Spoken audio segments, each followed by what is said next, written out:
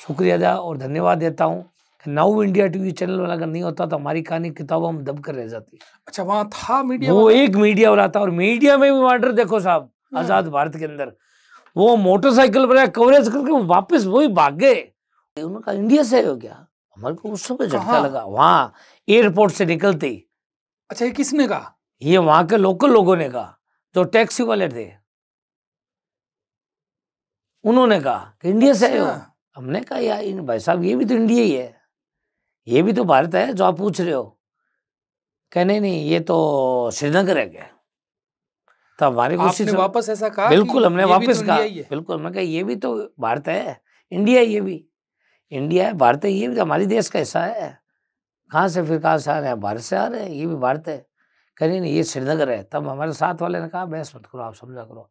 साहब हमें किससे बहस नहीं करनी थी, ये समझा के रणनीति का हिस्सा था। मैं कहा हाँ भाई साहब बात सही कह रहे हो, चलो कोई बात नहीं। वहां उतारते हमारी रूह कांप गई एक तरह से। जैसे ही उतरे गाड़ी से तो मैं आपको बताता हूँ वहां दीवारों पर लिखा होता इंडियन डॉग गो बैक। अच्छा, दीवारों पर वो चित्र आज ही मेरे जहन में आते तो रूह खड़ी हो जाती है, ये अपना देश है, कौन सा देश है। और उससे ज्यादा भयानक वाक्य तब देखा जब हमारे को वहां 10-15 मिनट हुए थे, मोबाइल काम नहीं कर रहे थे क्यों, और हमारे साथी हम उनका वेट कर रहे थे, वहां मिलने का हमने कह रखा था तो यहीं मिलेंगे। तो 40-50 युवकों का एक दल आया बुलेट गाड़ियों के ऊपर, कश्मीरी युवक थे सारे।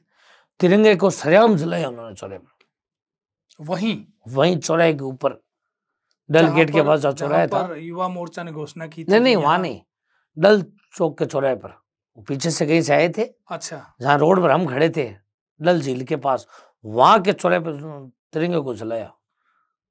तब एक विचित्र घटना घटी। एक जवान देसाई बीड़ी पी रहा था, और बीड़ी अपने राजस्थान के लोग ज्यादा पीते हैं, देसाई बीड़ी जो आती है।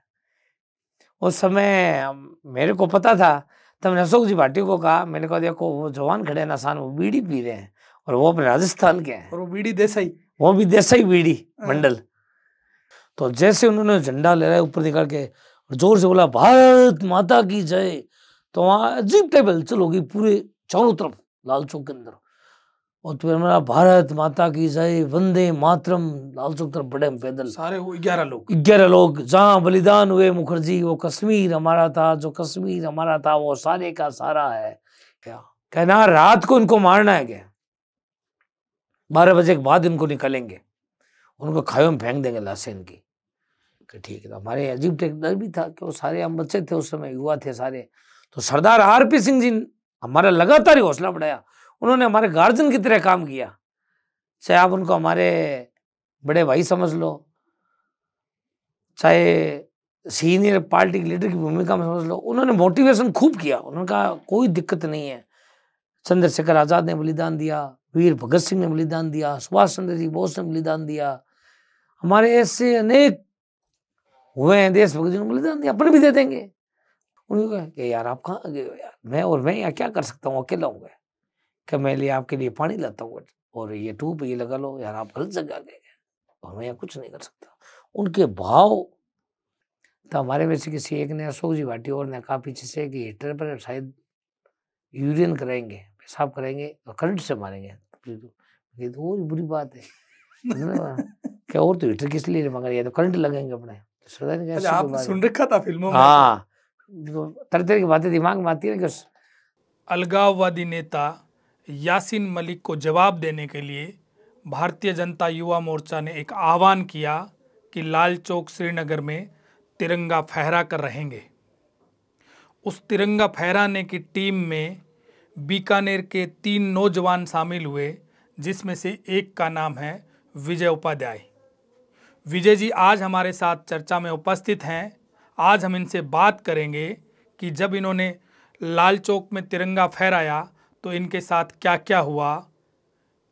इन सब के अलावा हम इनसे व्यक्तिगत जीवन के बारे में भी बात करेंगे, तो आप हमारे साथ बने रहिए। नमस्कार, मैं ब्रिजमोहन रामावत। आप देखना शुरू कर चुके हैं हमारा शो टॉक विद BMR।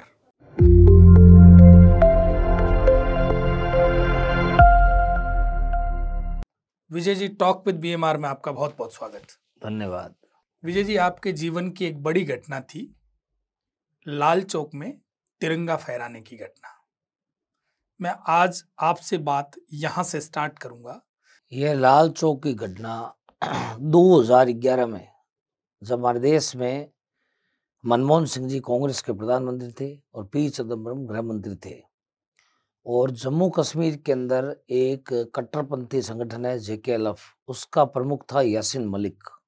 उसने घोषणा की थी कि अगर किसी में दम है, पूरे भारत में किसी ने माँ का दूध पिया तो लाल चौक पर तिरंगा फहराओ। तब हमारे उस समय के अध्यक्ष थे अनुराग जी ठाकुर, राष्ट्रीय अध्यक्ष भारतीय जनता पार्टी युवा मोर्चा के।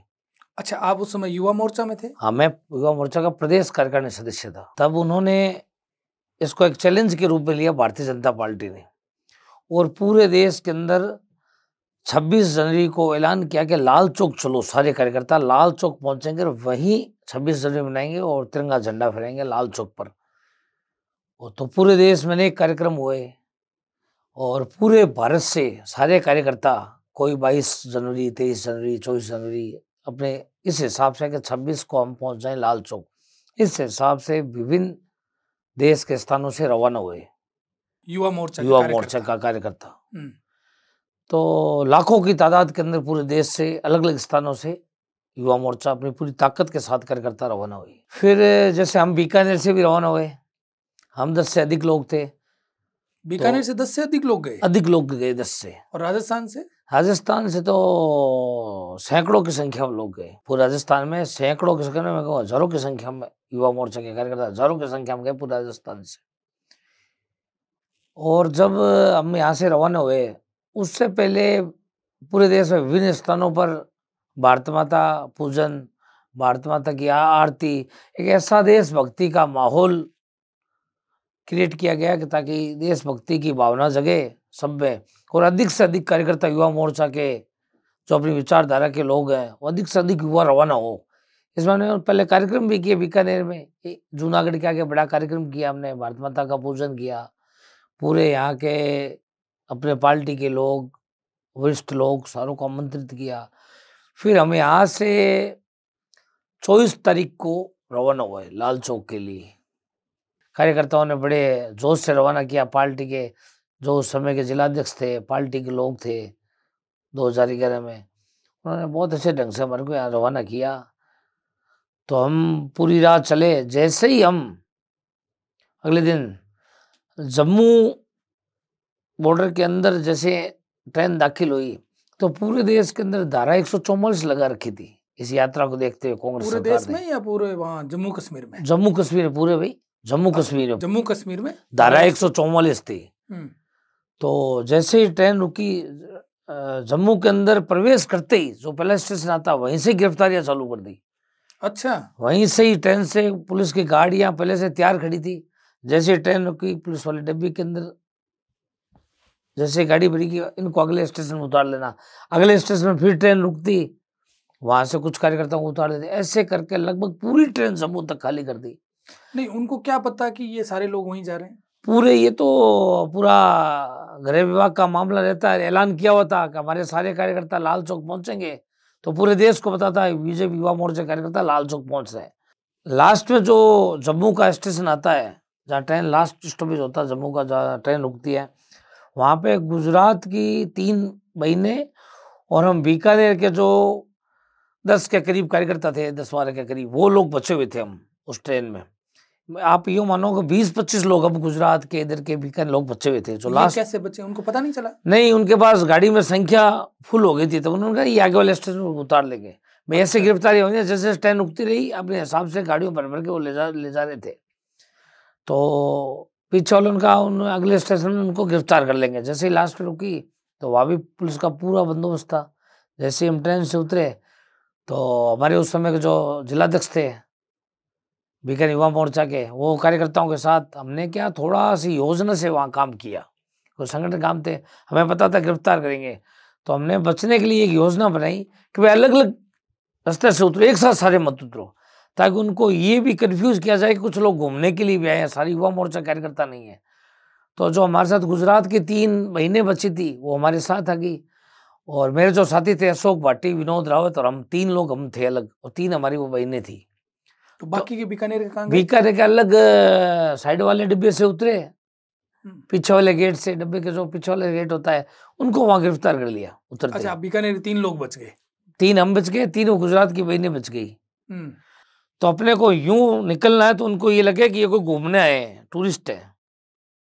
हम टूरिस्ट के हिसाब से निकले, तब हमें को रोका भी था। वो एडिशनल एसपी खड़े थे, वो खड़े थे, वहाँ के एसएचओ खड़े थे। उन्होंने हमारे को आवाज ही मारी, मिस्टर रुकिए।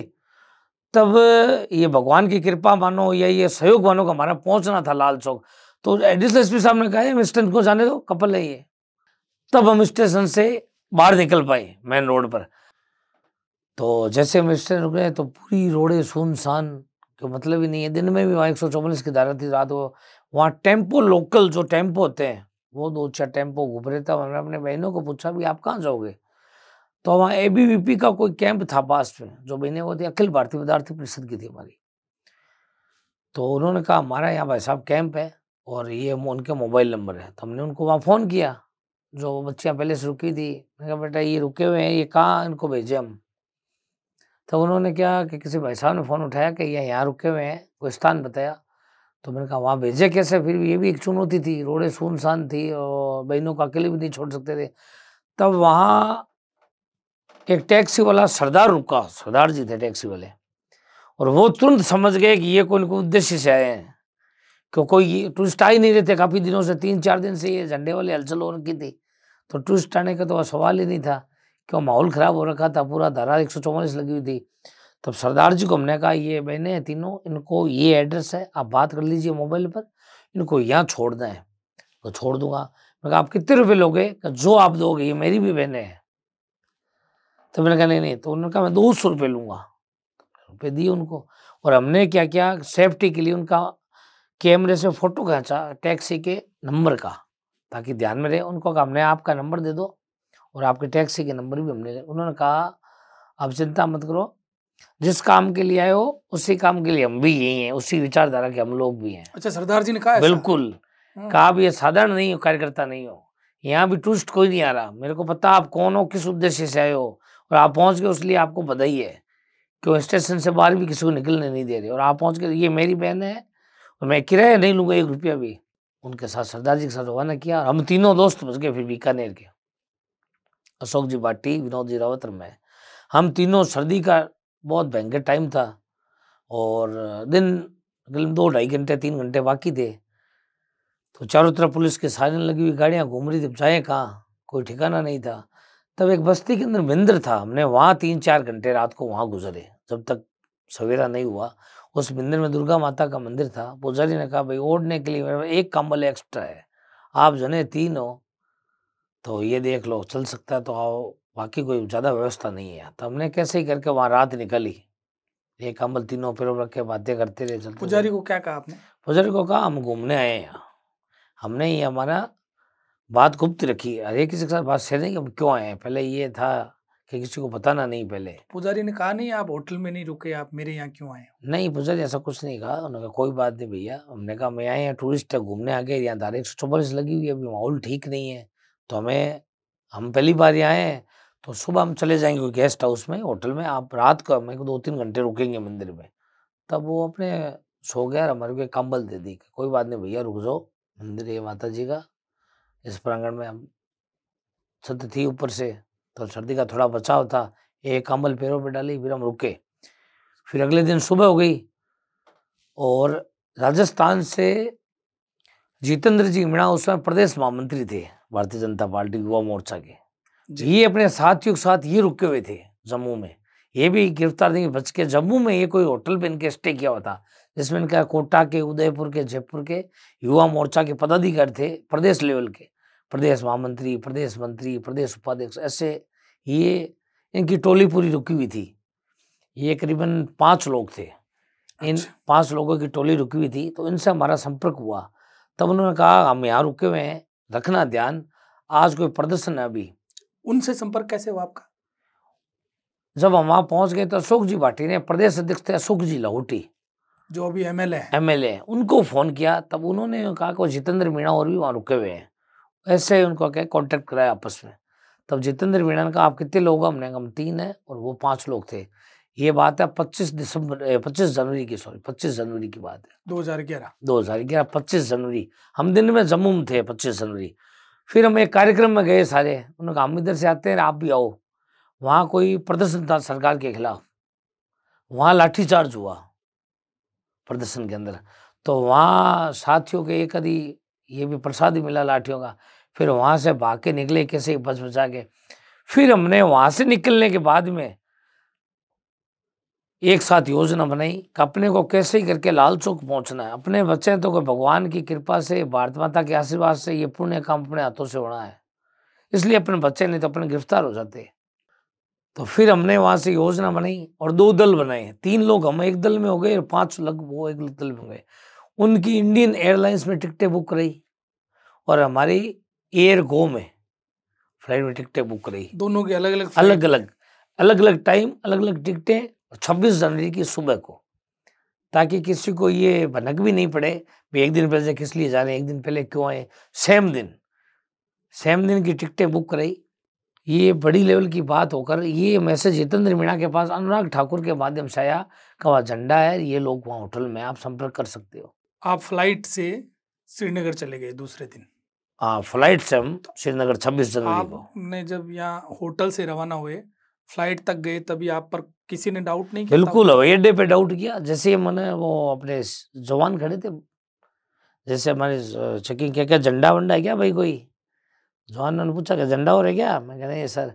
कहने लग तो ये रहे यूथ के कार्यकर्ता लग रहे हो, युवा मोर्चा के लग रहे हो, झंडे वाले हो, ऐसे तो कोई नहीं जा रहा टूरिस्ट। और तो ये देश में पूरा माहौल हो रखा है। पर उन्होंने कहा कि हम भी झंडे वाले हैं, हमारे से आप खुल के बात कर सकते हो। ये जवानों ने कहा हम भी देश में झंडे के लिए यहीं खड़े हैं और हमें गर्व की बात है आप जा रहे हो, हमारी शुभकामनाएं आपके साथ। अच्छा, तो फिर आपने हाँ थोड़ी करी? नहीं हमने हाँ नहीं। मैं नहीं सर हम तो घूमने जा रहे हैं, तो हमारी योजना का पार्ट था, बताना था ही नहीं किसी को। मैं कहा नहीं सर हम तो घूमने जा रहे हैं, ऐसा कुछ नहीं है। तो हमने 26 जनवरी को झंडारोहण हो रहा था, तो राष्ट्रगान भी उनके साथ किया हुआ हवाई अड्डे के अंदर। और उससे पहले हमारे दोस्तों का एक दल जा चुका था।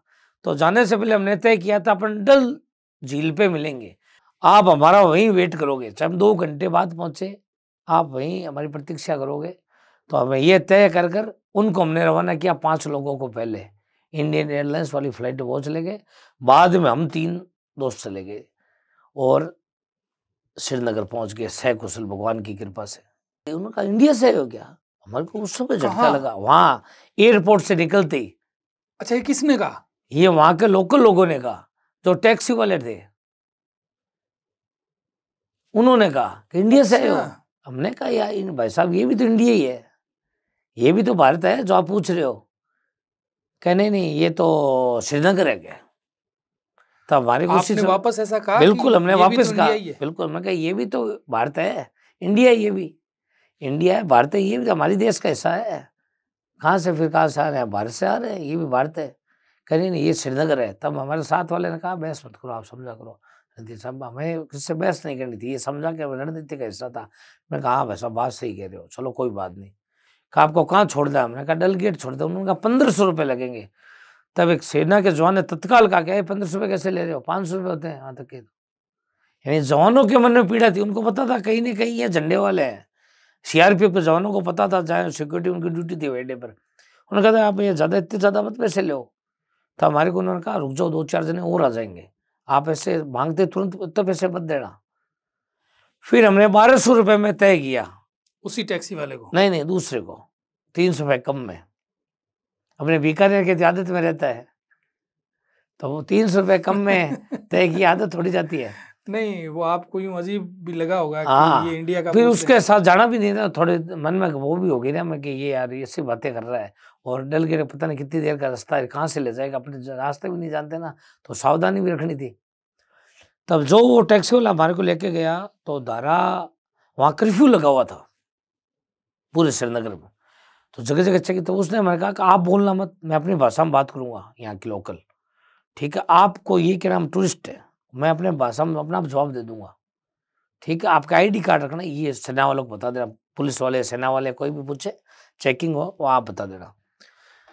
तब रास्ते में 2-3 जगह गाड़ी रोकी, तो उन्होंने अपने भाषा में बात की कि मैं इनको ले जा रहा हूँ डल गेट, शिकारो में, होटल को शिकारो बोलते हैं, जो डल झील के अंदर है, शिकारो के शिकारो में ले जा रहा हूँ, मेरे गेस्ट है।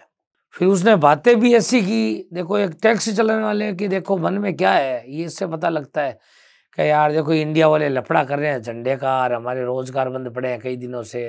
ये इंडिया वाले अपने देश की बात कर रहा है इंडिया वाला, कि इंडिया के लोग ऐसे कर रहे हैं, ये क्या है झंडा, ये क्या मतलब है, यानी वो कट्टरपंथी भाषा बोल रहा था। उसके मन में पीड़ा थी कि ये झंडे वाले क्यों झंडा फहराना चाहते हैं। उसके मन में देशभक्ति की भावना नहीं थी, कभी झंडा यहाँ भी होना चाहिए। आम नागरिक की सोच देखो वहाँ के, हो सकता है वो कोई संगठन से जुड़ा हो या जेकेएलएफ का कार्यकर्ता हो जो हमारे साथ, ये भी हो सकता है। तो हमने उस हिसाब से बातें की, मेरा भाषा बात सही है, सबसे प्रेम से रहना चाहिए, क्या है मैं, हमें उस टाइप की बातें इसलिए करनी थी ताकि हम उस स्थान तक पहुंच सके। पहले हम उनको अपने इरादे जाहिर कर दे तो हो सका हमारे पहले ही काम कर दे, वो वहाँ लाल चौक तक पहुंचने दे दे, इसलिए हम लाल चौक तक पहुंचे। आपको गांव से लेकर के गया तो आपको यूं थोड़ा भय नहीं हुआ कहाँ से ले जा रहे बिल्कुल हैं? भय हुआ, हमने आपस में बातचीत भी की। तब उन्होंने, अशोक जी ने कहा कि इसकी आपको फेवर में बात करनी है, अपने को विजुअल आप एक्टिव हो, अपोजिट कोई बात नहीं करनी विजय जी अपने को। ये विनोद जी ने कहा कि नहीं अपने को इसकी भाषा ही बोलनी बातें है। आप ही कर रहे थे सबसे ज्यादा? सब बातें तो इसलिए उन्होंने मेरे को समझाया सबसे ज्यादा आप ही बोलते हो, तो आप ध्यान रखना, संदेह भी नहीं हो और अपने स्थान तक पहुंच रहे, तो इसको खुश रखते हुए बात करनी है। इसके मन भाती बात, जैसे मारवाड़ी में कहते हैं, इसको मन को भाई वो बात करनी है। तब हमने उसको मन को भाई, फिर उसने कहा मैं आपको होटल में रोकूंगा, हमने उसको बिल्कुल, मैं कहा आप रोक देना, कोई दिक्कत नहीं है, कैसे करो, मैं रोकूंगा, मैं क्या गाड़ी भी मेरी यूज करना, आप जो घूमने, बिल्कुल गाड़ी भी आपकी यूज करेंगे। ऐसे इसको दोस्त टाइप बनाते हुए लेके गए। वहां उतारते हमारी रूह कांप गई एक तरह से, जैसे ही हम उतरे गाड़ी से, तो मैं आपको बताता हूँ वहां दीवारों पर लिखा होता इंडियन डॉग गो बैक। अच्छा, दीवारों पर वो चित्र आज ही मेरे जहन में आते तो रूह खड़ी हो जाती है, ये अपना देश है, कौन सा देश है। और उससे ज्यादा भयानक वाक्य तब देखा जब हमारे को वहां 10-15 मिनट हुए थे, मोबाइल काम नहीं कर रहे थे क्यों, और हमारे साथी हम उनका वेट कर रहे थे, वहां मिलने का हमने कह रखा था तो यहीं मिलेंगे। तो 40-50 युवकों का एक दल आया बुलेट गाड़ियों के ऊपर, कश्मीरी युवक थे सारे, तिरंगे को सरेआम जलाया उन्होंने चौराहे में, वहीं चौराहे के ऊपर, डल गेट के पास जो चौराहा था, युवा मोर्चा ने घोषणा की थी। नहीं वहां नहीं, डल चौक के चौराहे पर, वो पीछे से कहीं से आए थे। अच्छा, जहाँ रोड पर हम खड़े थे डल झील के पास, वहां के चौराहे पर तिरंगे को जलाया। सेना वाले तिरंगा जलता देख रहे आंखों के सामने। अच्छा, सेना के जवान वहां खड़े थे? सेना के जवान हर थोड़ी दूर पर सेना के जवान खड़े थे, पर राइफल शस्त्र नीचे, डंडा हाथ में, सिर पर टोपी, हाथ में ग्लव्स, पैरों में पेड। इससे ज्यादा दयनीय स्थिति क्या होगी, कुछ कर ही नहीं सकते, खड़ा रहना था उनको बस। सारा पावर जम्मू के पुलिस के पास, जम्मू कश्मीर पुलिस के पास। तब एक विचित्र घटना घटी, एक जवान देसाई बीड़ी पी रहा था, और बीड़ी अपने राजस्थान के लोग ज्यादा पीते हैं, देसाई बीड़ी जो आती है। उस समय मेरे को पता था, तब मैंने अशोक जी भाटी को कहा, मैंने कहा देखो वो जवान खड़े ना सान, वो बीड़ी पी रहे हैं और वो अपने राजस्थान के हैं, और वो बीड़ी देसाई, वो भी देसाई बीड़ी बंडल। क्या हाँ आपके खूब बेची हुई चाय बनाई हुई बीड़ी है, तो आप पता है क्या, क्यों क्या आप उससे बात करो। मैं उसके पास गया, देखा नाम, मैं कहा जय माता जी की, वो नागौर साइड के थे। अच्छा, वो राजपूत थे? राजपूत थे, नागौर साइड के थे, नेम प्लेट लगी हुई हाँ थी? नेम प्लेट थी उनके लगी हुई, वो राजपूत थे। उनके साथ में एक चौधरी और थे नागौर के, उनके साथ वो 2 जवान खड़े थे, एक जाट थे एक राजपूत थे। तो उन्होंने मेरे जैसे ही भाषा बोली ना, करे आप राजस्थान से हो गया, उस चौधरी जी ने मेरे को तत्काल कहा, जवान ने कहा राजस्थान से हो, कहाँ के हो। उन्होंने बहुत उत्सुकता से पूछी, बहुत दिनों बाद कोई बिछड़ा हुआ आदमी मिलता वैसा बात हो, तो कहाँ से हो आप। मैंने कहा मैं बीकानेर से हो। बीकानेर लोग पर गाँव कौन सा है। मैंने कहा गाँव मेरा देश नोक है। कह रहे हम तो पड़ोसी, हम नागौर के हैं क्या ये भी नागौर के, मैं भी नागौर जिले का हूँ। तो क्या आप यहाँ कैसे आए हो, अभी तो कोई आ ही नहीं रहा, आप झंडा फहरा रहे हो। मैं कह रहे नहीं आप वही हो गए। अच्छा, उनको भी आपने नहीं बिल्कुल बताया?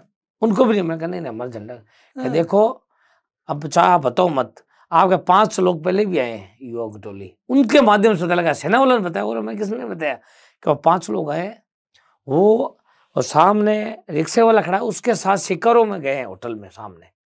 अब कौन से हम गए वो रिक्शे वाला बता देगा, वो सामने खड़ा वो लेके गया है। और हमने उनको भी पूछा था, हमने लिखा था कि भाई यहाँ कैसे आए हो, वो हमने तो कोई आ ही नहीं रहा। 5 युवा पहले आए हो, 3 अब आप आए हो, तो आप साधारण कार्यकर्ता नहीं हो, कोई कोई उद्देश्य से आए हो। और कर्फ्यू लगा हुआ था। कर्फ्यू लगा हुआ था, ये माहौल है, 10 दिन से कोई टूरिस्ट भी नहीं आ रहा, हमारी तो यही ड्यूटी है।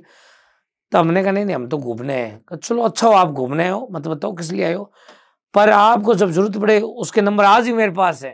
उन्होंने नंबर दिए कि अपने पूरे लड़कों की यूनिट तैनात है राजस्थान के, थोड़ी दूर पर ही अपना कैंप है, वहाँ कम से कम 300-400 राजस्थान के लड़के हमने, तो आपको कोई भी जरूरत पड़े तो हमारे को आप घंटी कर देना। अभी 1-2 बजे तक यहाँ मोबाइल काम नहीं करेगा, BSNL का मोबाइल काम करेगा थोड़ी देर बाद में, वो आप हमारा यूज कर सकते हो। अगर आप किसी साथी के पास BSNL का फ़ोन है तो उनके पास। मैं कहा नहीं नहीं, उनसे सारी मुलाकात हुई, अच्छी बातें हो गई। फिर हमने उस रिक्शे वाले को पूछा, मैंने कहा भैया हमारे को शिकारो में रुकना, होटल में घूमने आए हैं, आज तो कर्फ्यू आपके यहाँ। उन्होंने कहा हाँ। मैं कहा पहले भी हमारे साथी कुछ आए हैं, कहा हाँ मैं ही छोड़ के आया हूँ। वो कहाँ छोड़ा, क्या पंजाब शेरेटन शिकारो है डल झील में, कहा वहाँ छोड़ा है। तो हमने कहा हमारे को भी वहाँ छोड़ दो आप। तो उसको हमने कह रहे थे कि यार हम भी चले गए, हम 8 लोग मिल गए शिकारो के अंदर। वहाँ शिकारो हम सारे बैठे, जितेंद्र जी मीणा थे। अच्छा, आप जब गए तो उनको आश्चर्य नहीं हुआ यहाँ कैसे आ गए? उनको आपको पता कैसे था, पता मोबाइल चला? से हो गया था जम्मू में हमारा संपर्क, उनको पता था पहुंचना, तो योजना तो साथ ही बनाई थी हमने। नहीं, उसी होटल में आप पहुंचे? नहीं वो तो उन्होंने बाद में पूछा कि आप सेम जगह, हम आने वाले थे बाहर, फोन काम नहीं कर रहे थे, हम निकलने वाले थे, चाय को काबा बोलते हैं, हम वो चाय पीने बैठ गए। तब उसने पूछा कि आपके लिए भी वो होटल वाला आया, क्या कितने काबा लाऊंगा। मैंने ये शब्द पहली बार सुना है, मैं काबा अपन तो यहाँ महेंद्र बोलते हैं अरे वो चूहों को, माता जी के मंदिर हाँ में। क्या कितने, मैंने कहा काबा, क्या कितने काबा और लाऊं, मैं क्या काबा क्या, क्या चाय को काबा बोलते हो जी यहाँ। आपने कहा होगा मैं तो प्योर हाँ। वेजिटेरियन हूँ। उन्होंने कहा काबा यहाँ चाय को बोलते हैं। तब लोकेंद्र जी थे कोटा से, और प्रदेश की टीम में थे, लोकेंद्र जी राजावत थे, उन्होंने कहा भाई काबा और लेके आओ। तो हमने सारे साथ फिर एक बार बैठकर सबने चाय दोबारा पी, चाय पी, हमने योजना बनाई। उस समय लगभग समय हो गया था 3-1 बज गए थे दोपहर के। तो जितेंद्र जी मीणा के पास नंबर आए, सरदार RP सिंह जी के, शिखा जी के। तो इसमें एक पूरी योजना में एक बार, अच्छा, जितेंद्र जी के पास नंबर कहाँ से है? जितेंद्र जी मीणा को प्रदेश अध्यक्ष जी नंबर दिया, अशोक जी लाहौटी अच्छा, ने। वहां से बात की होगी। बात की होगी अनुराग जी ठाकुर से, अच्छा, क्या हमारे इतने लोग यहाँ है। तो पहले ये टीम, अलग टीम के पास काम था, वो टीम पूरी गिरफ्तार हो गई। तब उन्होंने कहा राजस्थान की टीम ये काम करेगी, आप सौभाग्यशाली हो। बाकी सारे कोई यहाँ पहुंच नहीं पाए हैं, 2 लोग दिल्ली के और बाकी 8 20 लोग राजस्थान के हैं। और इस सारी जो ये कार्यक्रम था उसको हमारे एक विचारधारा के थे वहाँ, वो पूरी टीम को लीड कर रहे थे। उनका मैं आपको नाम कुछ बता नहीं सकता किसी कारणों से। तो हमारे ऐसे संगठन के लोग वहाँ काम करते रहते हैं, जो वो हमारी, वहीं थे वो वहीं थे, पहले से ही? पहले से ही वहीं थे। अच्छा, वो सुरक्षा कारणों से नाम नहीं बता? हाँ वो वहीं से पहले थे, ठीक कि है। वहाँ विचारधारा के लोग खूब रहते हैं, जो नाम नहीं वो काम में ध्यान देते हैं केवल। तो वो लोग थे वहाँ, तो वो हमारे को सब लीड कर रहे थे। तो उनकी भी एंट्री उसी समय होनी थी कि भाई लेके उनको जाना था कि कौन से रास्ते से लाल चौक लेके जाना है और कैसे लेके जाना है, और वहाँ की व्यवस्था उनकी जिम्मे थी लोकल। तो सरदार RP सिंह जी से बात हुई, जितेंद्र जी मीणा की, जो दिल्ली से जो आए थे। हाँ RP सिंह जी जो रुके हुए थे पिछले 7-8 दिन से श्रीनगर के होटल में, वो वहीं लाल चौक के आसपास कोई होटल में रुके हुए थे, 5-7 दिन पहले रुक गए थे आकर झंडा लेकर योजना से, क्योंकि सही समय पर तो सुरक्षा का मामला रहता है, चेकिंग का रहता है। तो पार्टी जो भी काम करती है योजना के अनुसार करती है, तो उनको कई दिन पहले ही रोक दिया झंडा लेकर। अच्छा, आपके पास झंडा नहीं था? नहीं हमारे पास झंडा नहीं था, हमारे पास कोई झंडा नहीं था, हम तो चेकिंग होते होते आ रहे थे पूरे रास्ते, हमारे पास झंडा नहीं था। सबको अलग अलग दायित्व थे, पूरी योजना से काम था। ये हम सौभाग्यशाली थे, ये भी काम हिमाचल की टीम के पास था, जहाँ से अनुराग जी ठाकुर खुद आते हैं, अभी सांसद है वर्तमान में, वो युवा मोर्चा के प्रदेश ये राष्ट्रीय अध्यक्ष थे। उनकी टीम को काम करना, वो टीम गिरफ्तार हो चुकी थी। तब ये भगवान की नियति समझ लो, ये हमारा सौभाग्य समझ लो, ये काम हमारे राजस्थान के वीर लोगों के हाथों से होना था। तो राजस्थान की जैसी भूमि का कहा जाता है कि वीरों की भूमि है, तो ये भी सौभाग्य है, महाराणा प्रताप की कृपा से हमारे को मिला। तो हमारा तय हुआ उनसे कि हम 5 बजे ठीक लाल चौक पहुंचेंगे, आप इधर से पहुंचोगे, हम 2 लोग झंडा लेके पहुंचेंगे। तो उस समय काफ़ी टाइम बाकी था, 5 बजने में 2 घंटे के करीब बाकी थे। तो हमने वहाँ महादेव जी का मंदिर है, दर्शन करने गए। वहाँ पूरी सेना करती है पूजा, सेना के जवान खड़े थे। तो उसमें भी एक दिलचस्प बात थी, जो सेना के वहाँ अधिकारी थे, उनके सबसे हेड अधिकारी जन थे, तो उन्होंने, हम दर्शन करके जस्ट जाने लगा तो फौजी साहब आए कि आपको साहब बुला रहे हैं। नमस्कार, नमस्कार सर, बैठा है, कुर्सियाँ लगी हुई थी साथ, बैठो। कहाँ से आए हो? मैंने कहा हम राजस्थान से 8 लोग, और ये 2 लोग वो 8 लोग थे, केवल 2 लोग नहीं थे, 8 लोग थे, 8 लोग राजस्थान से। कैसे आए हो? घूमने आए। पहले पता नहीं था सर, ये हो रखा झंडे वाला मामला, पहले टिकटें बुक कर दी हमने। नहीं नहीं, झूठ मत बोलोगे। मेरे अधिकारी ने कहा, उसने ये बात कहा नहीं, मेरे सामने नहीं किया, बहुत बड़े अधिकारी थे सेना के। तब उन्होंने फिर चाय का बोला कि चाय पिलाओ उनको, सर्दी पड़ रही थी, बैठो। कि देखो जिस काम के लिए आए हो ना, हम उसी काम के लिए रोज हमारे जवानों को सादतें होती है, उस तिरंगे के लिए हम भी यहाँ, ये तो आपको पता ही है। तो हमारे से बात कोई छुपाओ मत, हम आपकी कुछ मदद कर सकते हैं, ठीक है। अब आप आ गए हो, तो उन्होंने एक बहुत बढ़िया बात की बेबाक तरीके से कि देखो यहाँ आ गए हो, अब यहाँ जिस काम के लिए आए हो वो काम करके आप वापस है कुशल जाओगे, उसकी कोई गारंटी नहीं है। आपकी घर पे बॉडी पहुंचे, इसकी भी गारंटी नहीं है। यहाँ ऐसा माहौल है, किसी को डर लगता है और कोई वापस जाना चाहता है, यहाँ आ गया भाई ठीक, आ जाते हैं जोश जोश में। और अभी यहाँ लग रहा है पीछे परिवार, या तो हमारे सेना के ट्रक जम्मू जाते रहते हैं, मैं जम्मू छोड़वा दूंगा, जम्मू से आप चले जाना जहाँ से आए हो, वहाँ कोई समस्या नहीं है। वहाँ कोई समस्या नहीं है, आप यहाँ रुक सकते हो और सामान मंगवा के आप यहाँ नाइट स्टे करो, सुबह में सेना की गाड़ियाँ जाती है। हमने कहा नहीं नहीं भाई साहब। फिर मैंने कहा इनसे क्या छुपाना, हमने सबने तय किया उनसे छुपाने भी नहीं चाहिए। मैं कहा नहीं नहीं, हम जिस काम के लिए आए हैं साहब वो काम करके जाएंगे। पहली बार आपने किसी सेना को के बताया? सामने खुला, सामने ऊपर अधिकारी के सामने खुलासा कर दिया। वो झंडे वाले खुलासा तब भी नहीं कि हमने कहा जिस काम के लिए हम आए घूमने आए तो घूम के ही जाएंगे साहब, हमने वही नहीं कि हम झंडा लाल चौक फिरेंगे, वो तो हमने तब भी नहीं बताया। मैंने कहा नहीं सर, हम जिस काम के लिए आए हम घूमने आए और हम घूम कर ही जाएंगे। कहने नहीं चलो आप बताओ मत, आप घूमने हो घूम कर ही जाओगे, पहले तो नहीं जाओगे। मैं कहा नहीं सर। कहा ठीक है। कहा जहाँ जिस जगह आप घूमने आए हो उस जगह की एक बहुत ध्यान दो, उन्होंने अपना मैप निकला उसने पास लाल चौक का, और उन्होंने ये भी नहीं कहा लाल चौक, उन्होंने मैप निकला कहा जहाँ आप घूमने आए हो, जहाँ आप रुचि रखते हो वो एरिया ये है, उन्होंने ये ऐसा समझाया। कहा लाल चौक चर्चित एरिया है श्रीनगर का और आपको वो देखना है। तो उनको पता चल गया कि आप उसी काम के बिल्कुल लिए आए उसी का हो। पता लग गया। तो उन्होंने प्रॉपर आपको नक्शा भी बता दिया कि नक्शा आपको अब क्या, कैसे ये जाना है। देखो ये लाल चौक का नक्शा है, और आप जो ये झंडा फहराओ, जो लहराओगे या कोई भी आप घूमोगे, कोई भी एक्टिविटी करोगे, आप गलियों में मत भागना। क्यों? क्या गलियों में भागोगे तो वो एक कट्टरपंथी विचारधारा के लोगों का मोहल्ला आसपास, यासीन मलिक का मकान भी वही है, हमारे को अच्छा। बाद में पता लगा, उन्होंने नहीं बताया। जो जेकेएलएफ के हाँ उसका मुखिया है। मकान भी लाल चौक पर है, ये हमारे को नहीं पता था। उन्होंने कहा, उन्होंने इनडायरेक्ट में हमारे को बताया कि वहाँ ऐसे लोगों के मकान है जो अपने से सहानुभूति नहीं रखते, अगर भागकर आप चले गए तो वो गारंटी नहीं है आप वापस कहाँ से निकलोगे, कहाँ होगे, रिकॉर्ड में भी आओगे कि नहीं आओगे।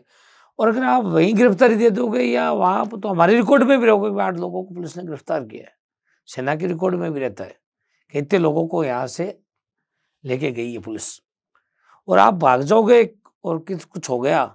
ये बातें हैं जो हम आम के साथ शेयर नहीं कर सकते। ये बहुत ही खुफिया बात है कि उन्होंने भी अपनी ड्यूटी से हटकर ये बात बताई कि देखो ये बातें हैं, इसकी चर्चा मत करना, आप भागना मत, कोई भी घूमने जाओ, कोई भी काम करो, रहना वहीं, आप घबराना मत। और जो घबराए वो अभी भी जा सकता है। फिर दोबारा गई, देखो सिचुएशन ऐसी है तिरंगे की, नहीं घर में नहीं। तो हमने बड़ी बड़ी चाय पी आराम से, उनके साथ खूब बातें की, बहुत अच्छे जेंटलमैन पर्सन थे, शानदार थे, देशभक्त आदमी थे। सेना में उन्होंने सारे देशभक्त होते हैं, जवान भी बहुत खुश थे वहाँ, चाय पिलाई, पानी पिलाया, खूब यहाँ यूँ ऐसा लगा हम जैसे परिवार में बैठे हैं सेना के साथ, हम परिवार की तरह। हमने 1 घंटा बिताया, हमारे वहाँ दर्शन हुए आराम से, उन्होंने तिलक किया, प्रसाद दिया महादेव जी का, हम महादेव जी को हाथ जोड़े और वापस नीचे आ गए। उस समय लगभग 4:30 बज चुके थे। तब नीचे आए, नीचे आते हमने गाड़ी वालों को पेमेंट दे के वहाँ फ्री कर दिया। फिर हमारे जो साथ के उन्होंने फ़ोन किया आरपी सिंह जी को, कहाँ? हाँ, क्या भाई साहब कैसे? तब उन्होंने कहा ठीक 5 बजे हम डेल गेट पहुंचेंगे, दोनों जने झंडा लेके। आप भी ठीक 5 बजे पैदल यहाँ से रवाना हो जाओ। सो वहाँ के संबंधित हमारे साथ कार्यकर्ता थे, वो भी आगे थे। आगे की योजना सब उनकी थी, कौन से रास्ते से ले जाना, वो हमारे पास पहुंच गए थे वहाँ। उनको कोई छोड़ के गया था, वो छोड़ के वापस निकला, वो हमारे साथ हो गए। हम हो गए 9 जने टोटल, और 2 वो जो आने वाले थे, हमने उनको तब तक देखा नहीं था कौन आने वाले। 9 लोग हम मिल रहे। हमने फिर वहाँ से फिर प्लानिंग की और 2-2 का ग्रुप बनाया ताकि शक नहीं रहे। हमने वहाँ अंगूर का एक गाड़ा था, अंगूर लिए, अलग अलग अंगूर 2-2 के दोस्तों की टोली की तरह हम अंगूर खाते हुए घूमते, ऐसे योजना से जाना था। एक साथ अगर हम निकलते लाल चौक की तरफ हम गिरफ्तार हो जाते, क्यों वहाँ कर्फ्यू लगा हुआ था और पुलिस भी एक्टिव थी पूरी। तो हमने 2-2 के दल बनाए, जैसे खेलों में बनाते हैं, 2-2 के दल बनाकर हम रवाना हो गए। जैसे दिख रहा है सामने लाल चौक है और वो हमें आते हुए दिखाई दे रहे हैं सरदार जी और बहन शिखा राय, और बच्चे क्रिकेट खेले थे। वहाँ एसबीआई के एटीएम लगा हुआ था, उसके आगे भी भीड़ थी और बच्चे रोड पर क्रिकेट खेल रहे थे और पुलिस की गाड़ियां गश्त करी थी, जम्मू कश्मीर पुलिस की गाड़ियां, सेना के जवान भी अपनी ड्यूटी पर खड़े थे। तो हम आंखों ही आंखों में बात कर रहे थे एक दूसरे सब, जैसे आंखों में हुआ बातें होती ना, आंखों ही आंखों में इशारा हो गया, तो आंखों आंखों में इशारे चल रहे थे और अंगूर खाते हुए। जैसे ही हम एक साथ, सबसे पहले वो सरदार जी और शिखा जी राय, सरदार आरपी सिंह जी लाल चौक के पॉइंट में पहुंचे, हम चारों तरफ से घूमते हुए एक साथ हम जैसे ही पहुंचे एक निश्चित स्थान पर एक साथ जैसे कटे, तो तत्काल प्रभाव से बहन जी के पास झंडा था, शिखा जी राय के पास, उन्होंने झंडा लिया और सरदार आरपी सिंह जी को दिया हाथ में। हमारे में सबसे लंबे कद में आरपी सिंह जी थे लंबाई में। तो जैसे उन्होंने झंडा ले रहा है ऊपर निकाल के और जोर से बोला भारत माता की जय, तो वहाँ अजीब टाइप हलचल होगी पूरे चारों तरफ लाल चौक के अंदर। और तो हमारा भारत माता की जय, वंदे मातरम, लाल चौक तरफ बढ़े हम पैदल, सारे 11 लोग 11 लोग। जहाँ बलिदान हुए मुखर्जी, वो कश्मीर हमारा था, जो कश्मीर हमारा था वो सारे का सारा है, ये नाराबाजी करते हुए। तब तुरंत हरकत वहाँ की पुलिस, वहाँ की जो ये खड़े थे सुरक्षा बल, अजीब हरकत हो गई तुरंत ही। हम थोड़ा ही चंद 20-25 कदम चले होंगे, हमारे चारों तरफ से जेंड के पुलिस ने घेर लिया वहीं पर। अच्छा। और पूरी तरह से, यानी एक गाड़ी लेके आए हो, उसका वीडियो भी है। मैं आपके माध्यम से मीडिया का शुक्रिया अदा और धन्यवाद देता हूँ। नाउ इंडिया टीवी चैनल वाला अगर नहीं होता तो हमारी कहानी किताबों में दब कर रह जाती। अच्छा, वहां था मीडिया वो एक मीडिया वाला था, और मीडिया में भी ऑर्डर देखो साहब, आजाद भारत के अंदर वो मोटरसाइकिल पर कवरेज करके वो वापस वही भाग गए।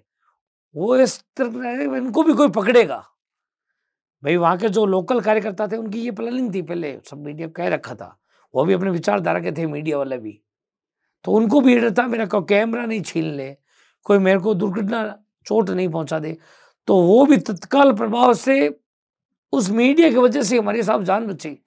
मैं अच्छा, उसने ये पूरी रिकॉर्डिंग की पूरी घटना की। हम बढ़ रहे थे, वो दूर खड़े हो गए, हम नारे लगाते हुए लाल चौक की तरफ बढ़ रहे थे, वो भी हमारे पास रिकॉर्डिंग है, और हमारे को गिरफ्तार किया तब तक की रिकॉर्डिंग है। फिर वो भाग गए वहाँ से, क्यों वहाँ माहौल ही ऐसा था। और वो बहुत, मैं आपके चैनल के माध्यम से, आपके माध्यम से उनको धन्यवाद देता हूँ। वो एक वीर माँ के सपूत थे जो बहादुरी का काम किया, जो सारी कवरेज किया। रेखा साहब वहाँ कलेजा काम नहीं करता है। आज मीडिया चौथा स्तंभ, तभी मीडिया को चौथा स्तंभ मानते हैं लोग, मीडिया की पूजा करते हैं। को मीडिया देश का परिवर्तन इससे सिद्ध होता है कि मीडिया का बहुत बड़ा रोल है समाज के अंदर। नहीं, ये कहानी बन के ही रह जाती, किसी के सामने नहीं आती साहब, और हमारी वहाँ हत्या हो जाती। तब हमें वहाँ बुरी तरह मारा पीटा, वहाँ तक का वीडियो। हमें एक गाड़ी के अंदर हमारी बहन के साथ ये हालत की। मैं क्योंकि अब संस्कृत लोग हम बता नहीं सकते उसके साथ क्या क्या किया, क्या क्या गलत हरकतें की ओपन रोड के ऊपर, और उसी गाड़ी में बहन को हमारे साथ डाला। अच्छा। एक दूसरे के ऊपर सब में गाड़ी में भर के लेके गए, दूसरी गाड़ी भी उन्होंने नहीं मंगाई।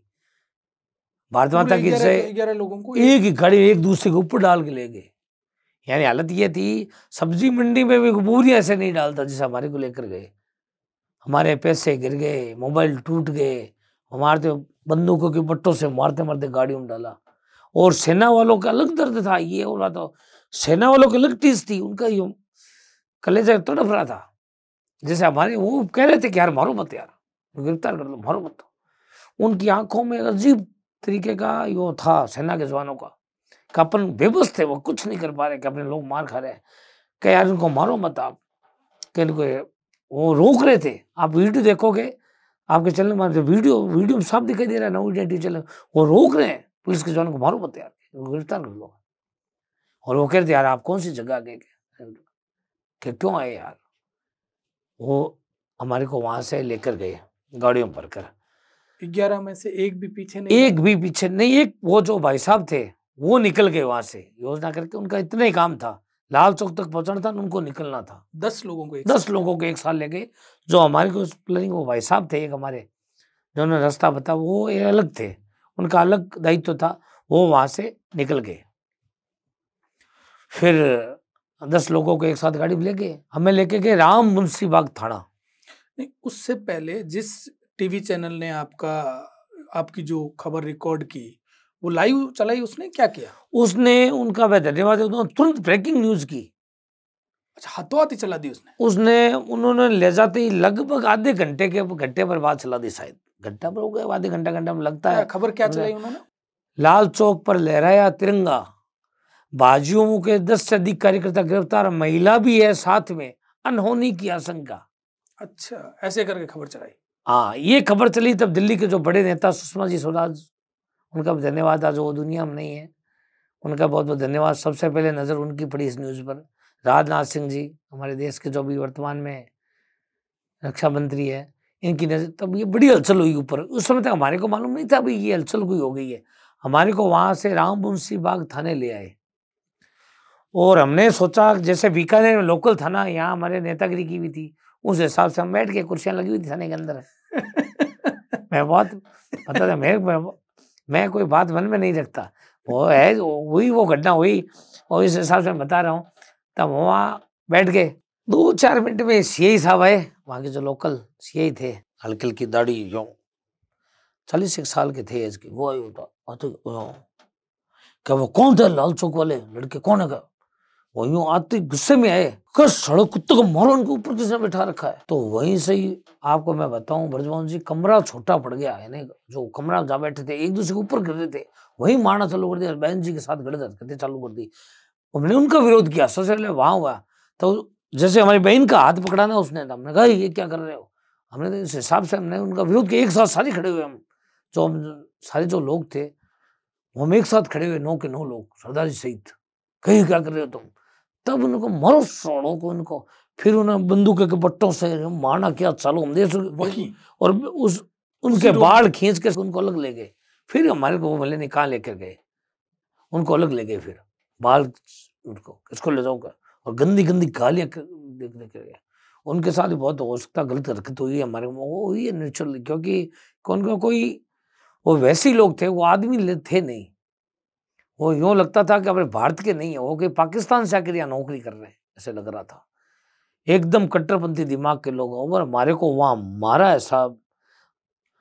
यानी वो कमरा छोटा पड़ने लगा तब हमारे को बाहर लेकर गए। हम क्या है, उनके भी लगने लग गई, क्योंकि कमरा छोटा था, आए जैसे ही मार रहे थे तब उनके आपस में लगने चालू हो गई, क्योंकि 9 लोग हम हो गए और 10-15 वो लोग थे, कमरा था छोटा, हम दिए आपस में।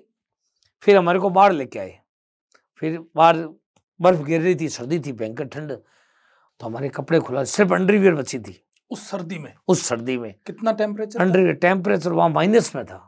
अगर वो हमारे को मारते नहीं था तो हम बर्फ में मर जाते, और टेम्परेचर वाला मामला भी सेट हो गया। हमारे को ठंड लगी नहीं। नहीं वो ठंड से मर जाते हैं।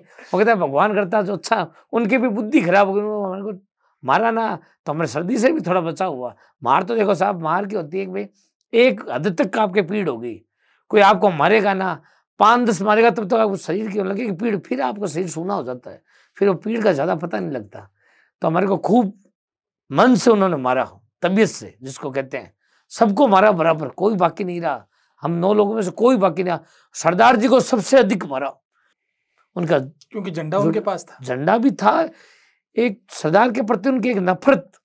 चाहे सरदारों ने उस समय बंटवारे के समय बदला लिया हो, वापस इनसे ट्रेन भर के वापस भेजी गई हो, वो भी उनकी टीस हो सकती है।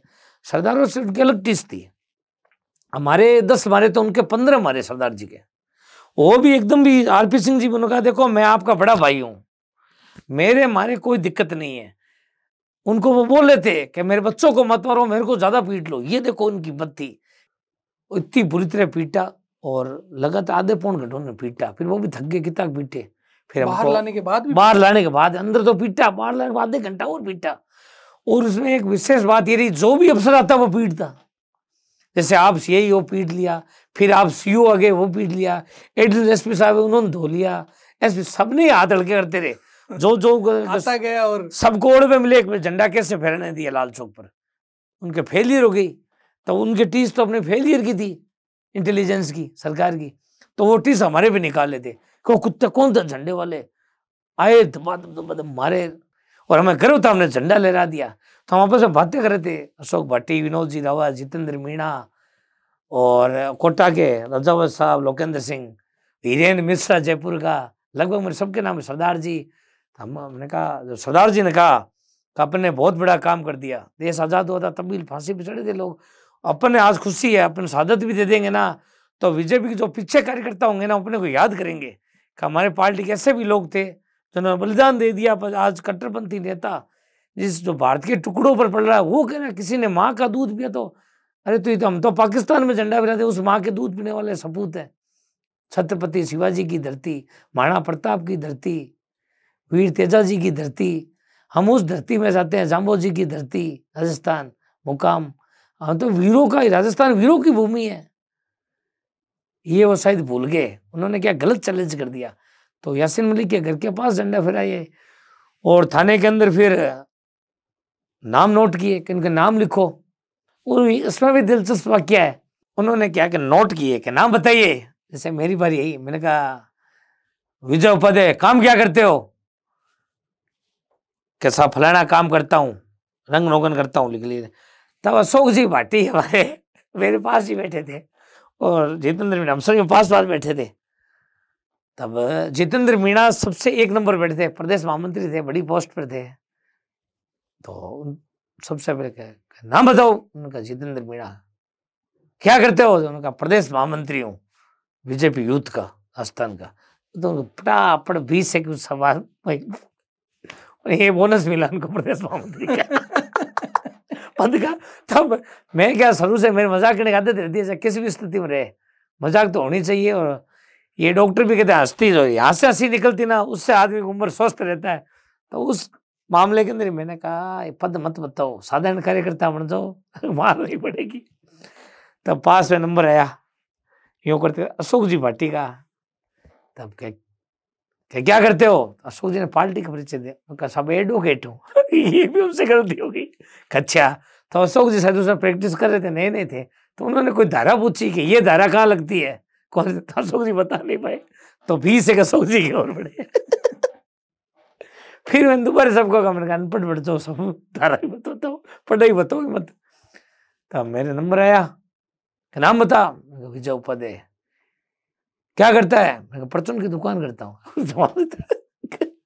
बचा हो गया। विनोद रावत का नंबर आया, आपके नहीं मारी उन्होंने?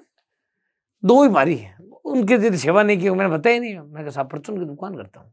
अब वो पूछे क्या, 2 मार के विनोद जी रावत का नंबर आ गया। क्या नाम, क्या तू इतना सा है कि कम मरने है इनके बीच के अंदर, उनकी हाइट कम है, सबसे कम हाइट, सबसे कमजोर हुई थे। क्या तू कम मरने है, क्या नाम बता, तो उनको विनोद रावत। क्या करता है, कैसा पेंट और रंग पेंट करता हूँ। बाद में क्या सारे समझ गए, डिग्रियां बतानी बंद कर दी, पार्टी पत्र ऐसे करके क्या सारों के लिख लिए। सरदार जी को पूछा तो सरदार जी इसमें से उनका सरदार आरपी सिंह पूरा बताया। तब उन्होंने सरदार जी ने वहाँ एक बहुत बड़ी बात कही, उनके अफसर जो बैठे थे उनको कहा साहब कितने ही मार लो, हम डरने वाले नहीं हैं। भारत को आज़ाद भी वीरों ने, हमारे वीरों ने कराया था।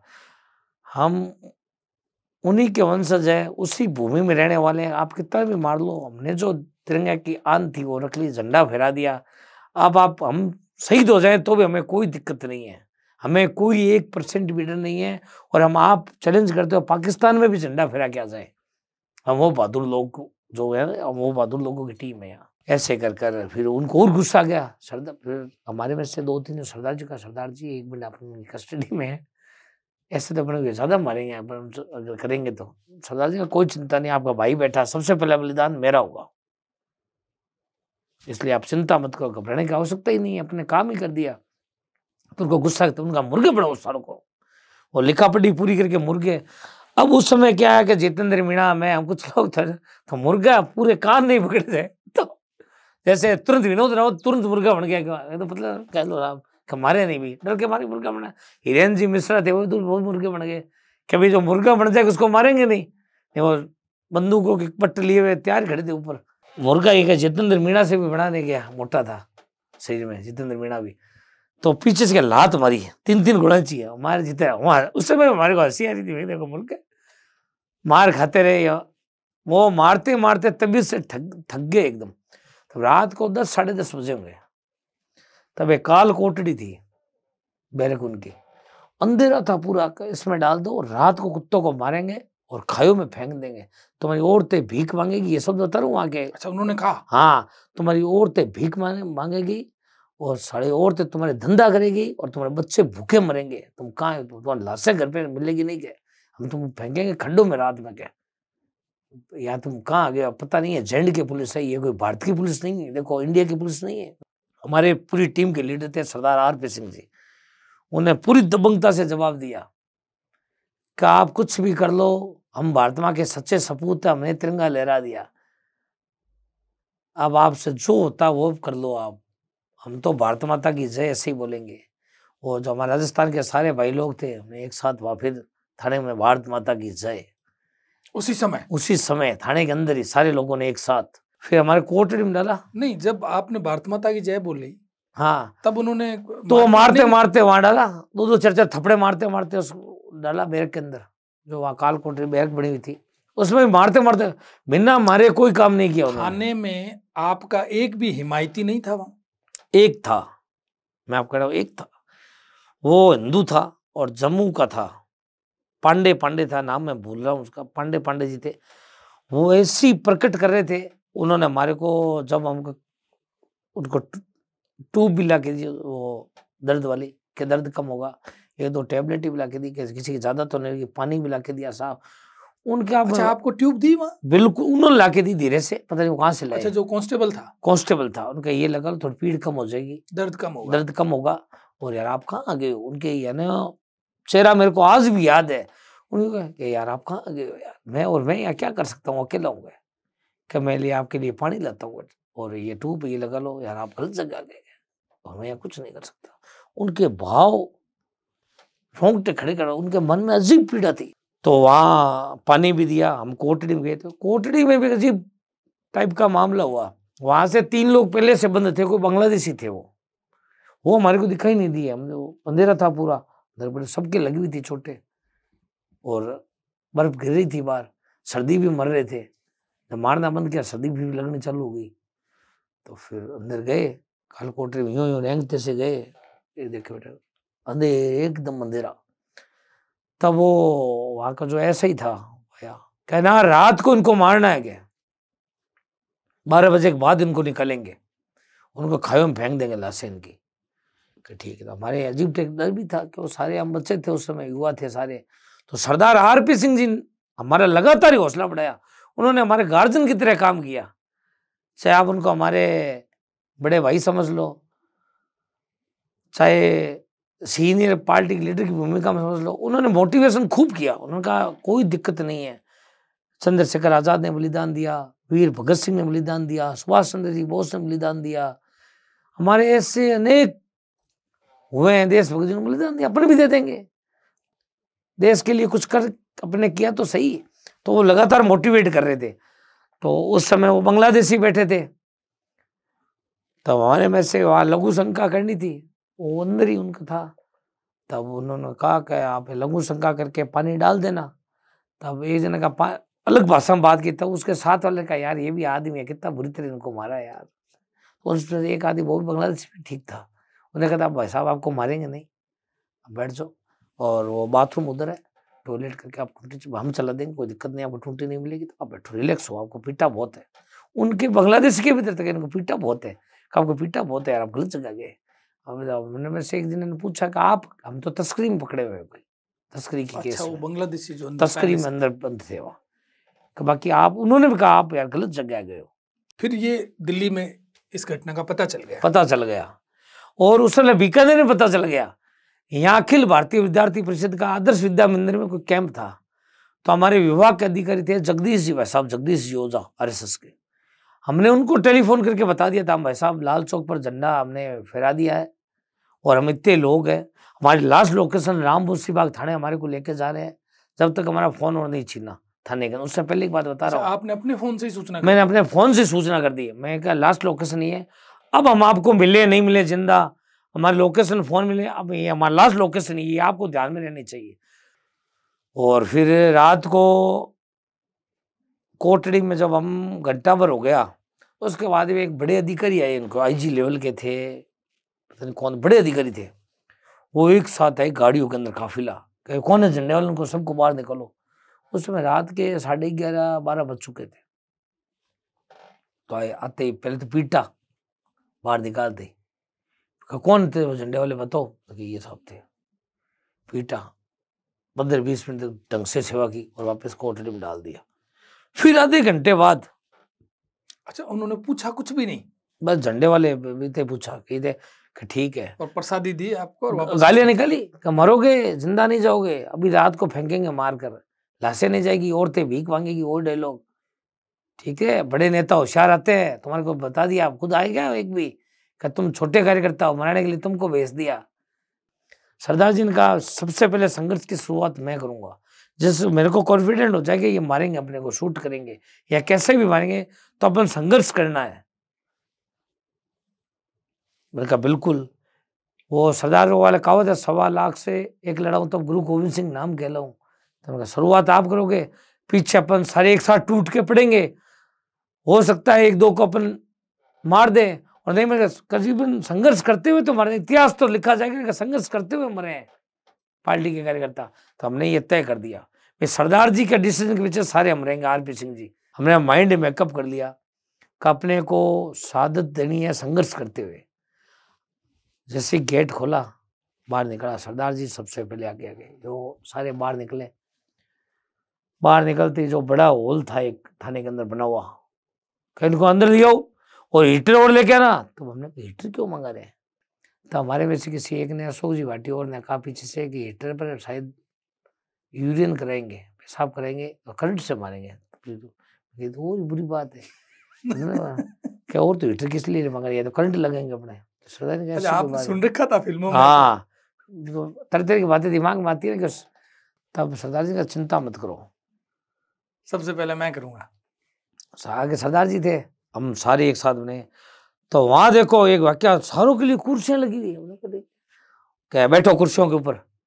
फिर मैंने इधर में कि ये कोई हिंदू अधिकारी आया है जम्मू से, यो लगा मेरे को, यो लगा हिंदू अधिकारी आया होगा कोई अपनी विचारधारा का, जैसे वो एक सिपाही था। तो मैंने कहा यो हो सकता है चमत्कार हुआ है, कुर्सी तो मतलब नहीं है। तो मैंने को क्या सर्दी लग रही है, कि इनके कपड़े लाओ, जोर से लगा, कपड़े लाओ उनके, अधिकारी ने कहा। हाँ अधिकारी, कपड़े लाओ उनको, और क्या गर्म पानी लाओ इनके लिए। तब मैंने क्या, चश्मा टूट चुका था नजर का, उस समय चश्मा था नजर का लगाया मेरे। तब मैंने विनोद राउत को कहा, मैंने कहा तेरी नजरें तेज है, देख इसके ऊपर क्या लिखा हुआ है यहाँ। अच्छा प्लेट पे नाम प्लेट क्या पर है? नाम क्या है, तो उसने कहा नाम जुल्फिकार अहमद है, वो थे SSP जुल्फिकार अहमद श्रीनगर के, वो आज भी उसी इलाके में तैनात है, कई बार मैं टीवी में देखता हूँ उनको। वो यंग थे, 35-37 साल के। तो उन्हें बैठाया बहुत तरीके से, बैठाया, पानी पियो, क्या ज़्यादा लगी होगी चोटें, तो यूँ स्टाइल एकदम डिट्टो बता रहा हूँ कि चोटें और तो ज़्यादा लगी होगी, तबीयत से मार पड़ी होगी। जब सरदार जी ने कहा कोई बात नहीं, चोट की कोई दिक्कत नहीं है। और सरदार जी उनसे आर्गूमेंट किया बराबर, आपके बच्चों के, आपके घरवालों के बहुत अच्छे कर्म किए हुए थे, ये दिल्ली तक हलचल हो गई। मैं आपको बात बताता हूँ, नहीं हम अब आपको रात को हम मारते, आपको खाइयों में फेंकते मार कर, अच्छा। जानवर आपकी लाशों को खाते। इसी भाषा में कहा उसने, आपके बच्चे भीख तो मांगते। इसका मतलब प्लान था उनका? प्लान था, तय था प्लान तो। नहीं, फिर उन्होंने क्या, दिल्ली में क्या हलचल हुई? दिल्ली में हलचल हुई, जैसे ही मीडिया ने चलाया, नाउ इंडिया टीवी चैनल वालों ने, अनहोनी की आशंका, उसी समय सुषमा जी स्वराज, राजनाथ सिंह जी, ये सब एक्टिव हो गए। बड़ी जो हमारे पार्टी का शीर्ष नेतृत्व था भारतीय जनता पार्टी का, ये उन्होंने पी चिदम्बरम जी को, राजनाथ सिंह जी ने फोन किया, कहा हमारे 10 कार्यकर्ताओं को मार दिया आपने लाल चौक। तो उन्होंने कहा नहीं, कोई कार्यकर्ता नहीं मरा लाल चौक पर। बिल्कुल, हम कल पूरे भारत में भारत बंद की घोषणा करने वाले हैं थोड़ी देर में। अब हमें संपर्क नहीं हुआ तो कार्यकर्ताओं से, पूरे भारत में कहीं भी दंगा फसाद हुआ उसकी जिम्मेदारी कांग्रेस पार्टी की है। हम पूरे भारत के अंदर भारतीय जनता पार्टी बंद की घोषणा करेगी। हमारे कार्यकर्ता गायब हो गए, जान से मार दिया, हम आरोप लगा रहे हैं आप पर। नहीं, हमारे कार्यकर्ताओं से बात कराइए आप, हमारे कार्यकर्ता कहाँ है। और नहीं तो, और सुषमा जी स्वराज तुरंत रवाना हो गए धरने के लिए संसद के बाहर। तो उन्होंने कहा 1 मिनट रुको। उन्होंने पी चिदम्बरम जी ने, कभी रात की घटना है? रात की घटना बता रहा हूँ मैं आपको, जुल्फिकार जी को भेजा उससे पहले की। जुल्फिकार जी इसलिए आए हमारे पास, नहीं तो नहीं आते, सीधे मारते। जुल्फिकार जी को ऊपर से सीएम का आदेश थे श्रीनगर जम्मू कश्मीर के। तब उन्होंने हॉटलाइन पर एक साथ हमारी बात करवाई, जुल्फिकार जी अहमद ने एक साथ, जो वहाँ का गृह डिपार्टमेंट था जम्मू कश्मीर का, ये उमर अब्दुल्ला, फारूक अब्दुल्ला इनके परिवार के मुख्यमंत्री थे, उमर अब्दुल्ला साहब के। तो इनसे बात करवाई मुख्यमंत्री से, गृह विभाग से, और हॉटलाइन ऊपर दिल्ली तक जोड़ रखी थी। राजनाथ सिंह जी, सुषमा स्वराज, इनको कन्फर्म हो गया कि कार्यकर्ता जिंदा है। तब हमारे अरुण चौधरी थे जम्मू के एमएलए भारतीय जनता पार्टी के, उनको ये काम दिया कि आप सुबह जाओगे और सारे कार्यकर्ताओं को लेकर दिल्ली आओगे। आपको रात को छोड़ दिया? नहीं, रात को नहीं छोड़ा, रात को छोड़ दिया हमारे को। तो इसमें भी एक वाक्य हुआ, उन्होंने हमारे को कहा रात के 2 बजे थे, तब हमारे को पहले कह रखा था, गाइड कर रखा था, वो हमारे बहुत काम आई सेना की बातें। तो उन्होंने कहा हम आप रात को आप छोड़ देते हैं, सो आप चले। मैंने कहा नहीं, हम रात को नहीं चलेंगे, हम रात को थाने में रहेंगे। क्यों, हमारी गिरफ्तारी शो रखी थी मीडिया में, हमें पता लग गया, हम आइडेंटिफाई होकर गिरफ्तार। मैं कह नहीं, हम थाने से रात को कच्चा चबा जाएंगे। वहाँ की स्थानीय लोग, जो कट्टरपंथी लोग थे वहाँ के, और हम टारगेट पे थे कि वो पूरी हलचल हो गई थी श्रीनगर के अंदर का, लाल चौक पर झंडा फहरा दिया। तो हमने कहा हम यहीं रुकेंगे, कहने नहीं, यहाँ तो हम रोक नहीं सकते आपको। फिर जुल्फिकार अहमद जो एसएसपी थे, उन्होंने कहा कि वैसे करता हूँ, सामने जो होटल है उसमें फ़ोन करता हूँ, आपको ये नहीं बताना कि आप यहाँ किस लिए आए थे, और झंडे की कोई चर्चा नहीं करनी है। मैं यहाँ अपने को, आपको अपना गेस्ट कह के रुकवा रहा हूँ। तो उन्होंने हमारे सामने उसको फ़ोन किया, होटल वाले को, कभी मेरे गेस्ट आए हुए हैं, इनकी गाड़ी ख़राब हो गई है, सुबह अर्ली इन द मॉर्निंग निकलेंगे, ये रात रात रुकेंगे, अच्छा। तो 2 रूम खुलवा दो। और हाँ, एक घटना पहले की और याद आ गई। जब हम गिरफ्तार हुए थे, रामू सिबाग थाने में हमारे को लेकर गया था, जब हम रुके थे उस होटल वाले को भी लाए थे, कौन से? वो जो शिकारों में हम रुके थे, हाँ। डल झील में जो शिकारों में हमने 2 रूम खुलवाए थे, जो हमारा सामान पड़ा था, उसको भी गाड़ी में डाल के लाए थे सामान सहित। उसकी भी पिटाई की थी कि तेने इनको रोका कैसे। तब उन्होंने कहा साहब, मेरे को कहा था हम तो टूरिस्ट हैं, घूमने हैं। उसकी भी जम के धुलाई की थाने के अंदर, और हमारा सामान वही थाने में रह गया। और बाद में जुल्फिकार जी ने फ़ोन किया, तो जुल्फिकार के फ़ोन करने के बाद हम होटल में गए, तो वहाँ हमारे साथ 4-5 स्टैंड गन के जवान थे। होटल थोड़ी दूरी पे थी, और रात का समय था, घनी रात थी, 2-2:30 बजे थे, सर्दी का समय था। तो हमारे मन में ये भी डर था, मैं कि ये ऐसे नहीं होगी रोड गोलियाँ मार दी पीछे से। तो हम उनके क्या योजना से बराबर चल रहे थे। हमने कहा हमारे साथ चलो, पीछे मत चलो। तो उन्होंने कहा डर लगता है क्या? मैंने कहा नहीं नहीं, डर नहीं। सभी साथियों ने कहा आप हमारे साथ चलो ना, बातें करते चलते हैं। तो हमने उनको ये भी मौका नहीं दिया कि वो सारे हमारे पीछे चले, हम आगे चलें, ताकि उनके दिमाग में कोई बदमाशी हो या शूट करने का माइंडेड मामला हो तो हम उनसे मुकाबला कर सकें। फिर होटल के अंदर गए, तो वो जो लोकल स्टाफ था थाने, उन्होंने कहा कि उनका बिल्कुल एसपी साहब का फ़ोन आया हुआ, ऊपर हमने रूम खुला दिए हैं। तो पानी वगैरह आ गया, फिर साथियों तो का यार सामान था आपके पास? कुछ नहीं, सारा हमने से वहाँ छीन लिया था सामान, कपड़े पहने वाले कपड़े थे केवल, इसके अलावा कुछ नहीं? कुछ नहीं था। तो सारे होटल वालों ने कहा मोबाइल नहीं कि सामान कहाँ है पैसे आपका? सब नहीं, उन्होंने कह दिया, गाड़ी एसपी साहब को फोन किया हुआ था। फिर आप रात भर वहीं रुके? रात भर हम रुके, और उस दिन एक वाक्य हुआ कि सबके नींद आ रही थी, भूखे भी थे, तो उस हमारे को क्या नींद नहीं है 3-4 लोगों को, तो हमने कहा जो जिनको नींद लेनी है वो सोचो, हम ध्यान रखते हैं, क्योंकि एरिया ठीक नहीं था और विश्वास वाली जगह नहीं थी, कि होटल भी उन्हीं लोगों का था, उनके भाई बंधुओं का होटल था, कट्टरपंथी लोगों के। तो हमारे मन में ये संशय था कहीं हमारे अटैक रात को होटल में नहीं करवा दे, क्योंकि हमने तो उनको छोड़ दिया, होटल में उनका लोकल टेस्ट ने अटैक कर दिया, तो हमारे मन में वो भी भय था। हालांकि एक पुलिस की जिप्सी होटल के आगे खड़ी थी, पर अच्छा, 2 पूरी घंटे रात रही वो जिप्सी? नहीं 2 घंटे बाद वो जिप्सी गायब हो गई, तब हमारा डर और पुख्ता हो गया। फिर हम वो कांच जो लगा हुआ था, उस कांच के ऊपर बार बार बर्फ आ रही थी, हमने हमारे 2-3 लोगों की ड्यूटी लगाई, बर्फ साफ करते, फिर वो देखते, जो सो रहे थे साथी आराम से मस्त मौला होकर वो सो रहे थे, हम 3-4 लोग पूरी रात जगे। फिर वहाँ जो लोकेंद्र सिंह जी राजावत थे हमारे साथ, प्रदेश टीम के नेता, उन्होंने उनके फूफा जी को वहाँ डीआईजी में है, बीएसएफ पे डीआईजी है जम्मू कश्मीर, उन्होंने उनसे बात की अपने मोबाइल से हद को, तो उन्होंने कहा था बाहर बंद निकला, बीएसएफ की जिप्सी भेज रहा हूँ, हमारी जिप्सी आएगी सेना की और आपको एयरपोर्ट छोड़ेगी, आप लोकल लोगों के होटल से बाहर मत निकलना जब तक हमारे जवान आपको लेने नहीं आए। ये हिदायत दी उनके फूफा जी ने, वो लगते हैं फूफा जी लगते थे उनके। अच्छा। तो फिर 6, 6:30, 7 बजे के करीब वो जिप्सी आई, 6:30, 7 थे, अंधेरा थोड़ा था, हल्का हल्का अंधेरा था और सर्दी थी बहुत ज़्यादा। तो जिप्सी में जवान उतर के आया कि हमारे यहाँ गेस्ट रुके हुए हैं, कोई आए हुए हैं, तो उस होटल वाले ने कहा उनकी तो गाड़ी खराब हुई, हमारे गेस्ट है। तब हमारे को कहा ऊपर जो आया, जो होटल में काम करोगे नीचे आपको लेने सेना की जिप्सी आई हुई है, आपके दोस्त आए हुए। फिर हम नीचे आए, नीचे उतर जिप्सी में बैठे, और तब थोड़ा आराम आया? सब आराम आया जब सेना की जिप्सी आ गई, 2 और हथियारबंद जवान थे, तब हमारे को लगा अब हम यहाँ से निकल पाएंगे, तब थोड़ी और रात की सांस आई और लगा अब जिंदा हम पहुंचेंगे वापस। फिर जिप्सी में बैठाया और हवाई अड्डे लेके गए। सुबह? ये कितने बजे की बात है? ये बात लगभग 7, 7:30 बजे की बात है। हवाई अड्डे लेके गए, उधर से हमारे पार्टी के जो एमएलए थे जम्मू कश्मीर, अरुण जी चौधरी, जम्मू से एमएलए थे भारतीय जनता पार्टी के शायद, तो वो हमारे को लेने आए। पार्टी ने उनकी स्पेशल ड्यूटी लगाई कि जो उन्होंने अपने तिरंगा झंडा लहराया है, इनको लेके दिल्ली आना आपको। इसका नाम था राष्ट्रीय एकता यात्रा, कि इन सारे राष्ट्रीय एकता यात्रा वालों को आपको लेके दिल्ली आना है, सुषमा स्वराज जी ने उनको मैसेज करवाया। तो उस दौरान एक वाक्य बहुत खौफनाक दृश्य देखा हमने कि घंटा भर बाद एयरपोर्ट के बाहर वहाँ के स्थानीय लोगों की कम से कम 500 लड़के जवान ये देखने के लिए आए थे कि ऐसे कौन लोग हैं जिन्होंने तिरंगा फहरा दिया और जिंदा जा रहे हैं। अच्छा। ऐसे 500 के करीब लोग, और हमारे को सेना वाले जवानों ने बताया कि ये देखो ये आपके लिए आए हैं, ये आपको देखने के लिए आए हैं, पर यहाँ एयरपोर्ट में सारी व्यवस्था सेना की है, परिंदा भी पर नहीं मार सकता है, आप सुरक्षित हो, देखो इनको आराम से।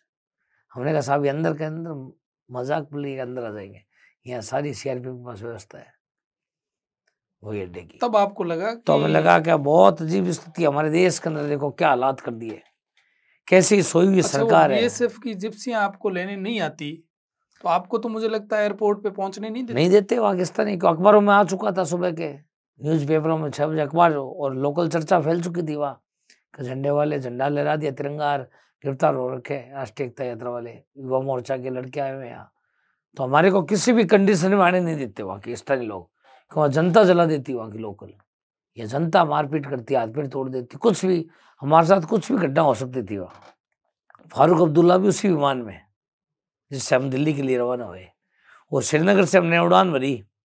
नहीं, वो विमान आपके लिए स्पेशल आया? नहीं वो रूटीन का विमान था, उसमें टिकटें करवाई हमारी सबकी, उन्होंने स्पेशल नहीं है, रूटीन का था, दिल्ली जा रहा था इंडियन एयरलाइंस का, उसमें एमएलए साहब ने हमारी टिकटें कराई, हमको साथ लिया, दवाई और कुछ टैबलेटें सामग्री हमारे लिए लेके आए जो ज़्यादा सबके लगी हुई थी। मेरे भी हाथ का मांस फट गया था, विनोद रावत का हाथ फ्रैक्चर हो गया था, और 2-3 कार्यकर्ता जो थे उदयपुर के और जितेंद्र मीणा के, सबकी बुरी तरह, अशोक जी भाटी के भी पीछे साइड में एकदम यूँ लाल कर रखा था सारा मामला पीछे से, पट्टे लगा कर, तो उनके लिए जख्म में और सब में दवाइयाँ लेके आए ताकि आराम से दिल्ली जा सके दर्द सहन कर।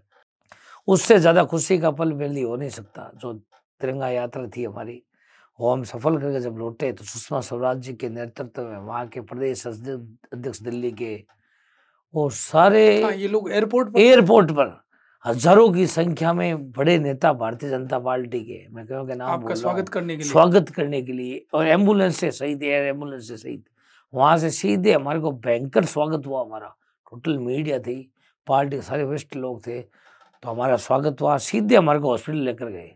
वहाँ हमारा आज भी रिकॉर्ड दर्ज है, सरकारी हॉस्पिटल में भर्ती रहे 2 दिन। सीधे हमारे को एम्बुलेंसों से हॉस्पिटल लेके गए, हमारे को वहाँ भर्ती रखा। और वहाँ दिल्ली के जो प्रदेश का अध्यक्ष थे उनकी ड्यूटी लगी हमारे पास। जब 2 दिन रहे तो 2 दिन वो लगातार वो हमारे साथ रहे। और उसके बाद में भारतीय जनता पार्टी के राष्ट्रीय कार्यालय जो दिल्ली का हमारा, वहाँ प्रेस कॉन्फ्रेंस हुई। प्रकाश जी जावड़ेकर थे प्रवक्ता हमारे भारतीय जनता पार्टी के उस समय के 2011 में, उनके नेतृत्व पूरी पार्टी के सारे नेता बैठे, प्रेस कॉन्फ्रेंस हुई, सारी मीडिया, लोकल मीडिया, विदेशी मीडिया, सारी मीडिया वहाँ थी। लाल चौक की बात को करीब 12 साल हो गए, आप उसको याद करते हो या याद आता है कभी कभी आपको? बिल्कुल, जब धारा 370 हटी थी तो आप भी मौजूद थे। सबसे ज्यादा नाचते हम लोग ही गए थे तिरंगा लेकर, जहाँ से यात्रा शुरू की थी बीकानेर भारतीय जनता पार्टी ने, वहां से लगातार, मेरे आपने वीडियो देख लो मेरे और मीडिया के पास पड़े, लगातार हम नाचते गए थे डीजे पर। और गर्व की बात है, लाल चौक पूरे पर तिरंगे लहरा रहे हैं। मेरी एक इच्छा भी, अब मैं जाऊंगा वापस लाल चौक भी, उस थाने में भी जाके आऊंगा, राम मोसी बाग हमारा सामान पड़ा हुआ, उसी जगह उस दोबारा थाने का जाएंगे। नाम तो आप जिंदगी में नहीं भूलोगे। जिंदगी में थाने का नाम और एसएसपी का नाम, जुल्फिकार अहमद का, जिस हिसाब से माइंड वॉश करने की कोशिश की, कई जनों से हम जिंदगी भूल नहीं सकते। कई वाक्य, कई घटनाएं रोचक ऐसी हुई वहाँ। अच्छा, विजय जी, राजनीति में कब आए आप? राजनीति में 1998 से, 1998 से। युवा मोर्चा में काम नहीं, किया? सबसे पहले मैं वार्ड अध्यक्ष बना, जब समय गोपाल गहलोत बीजेपी के जिला अध्यक्ष थे। अच्छा, उस समय मेरे को वार्ड अध्यक्ष बनाया सबसे बीजेपी पहले, का। जसू सर मंडल का वार्ड अध्यक्ष था। फिर मैं मंडल महामंत्री बना। उस समय कमल सांकला मंडल अध्यक्ष बने। उस समय मैं मंडल महामंत्री था, 2003 या 4 की बात है। युवा मोर्चा का उसके बाद में 2007 में पार्टी का युवा मोर्चा का जिला अध्यक्ष बना बीकानेर शहर का। और उसके बाद 2011 में प्रदेश कार्यकारिणी का 2009 में प्रदेश कार्यकारिणी सदस्य बना युवा मोर्चा। 2011 में लाल चौक राष्ट्रीय एकता यात्रा में हम लाल चौक पहुंचे। उसके बाद में लगातार मैं काम करता रहा, दायित्व पर रहा तब भी काम किया, दायित्व पर नहीं रहा तब भी काम किया सक्रिय होकर। एक दिन भी क्यों, हमने वहां की स्थिति देख ली थी, क्या काम का क्या महत्व होता है। काम किया तभी तो पूरे देश में सरकारें आज 18 जगह भारतीय जनता सरकारें, कार्यकर्ता सतत चलेगा तभी पूरे देश का वतन चलेगा, अच्छी सरकारें रहेगी जिसमें सभी जातियों का भला हो सके। केवल एक नहीं, सबको साथ लेकर चलते हैं, सबका साथ सबका विकास। 2013 में भारतीय जनता पार्टी ने मंडल अध्यक्ष की जिम्मेदारी दी, तो मैं लगातार 2019 तक, 2013 से 2019 तक लगातार मंडल अध्यक्ष रहा और सर्वश्रेष्ठ मंडल रहा हमारा 1 नंबर पर। और उसके बाद में अभी 2023 के अंदर कुछ दिन पहले, कुछ महीना भरी हुआ लगभग, मेरे को जिला उपाध्यक्ष की जिम्मेदारी दी, दायित्व दिया पार्टी ने। उस दायित्व पर काम कर रहे हैं, लगातार चल रहे हैं। और टिकट मांग रहे हैं आप? नहीं, हम बूथ के कार्यकर्ता है, बूथ तो शक्ति के अंदर। सारे कार्यकर्ता टिकट तो मांग ही रहे हैं। नहीं, कार्यकर्ता सब टिकट, इनको जिताएगा कौन? सारे टिकट मांगेंगे तो फील्ड में काम कौन करेगा?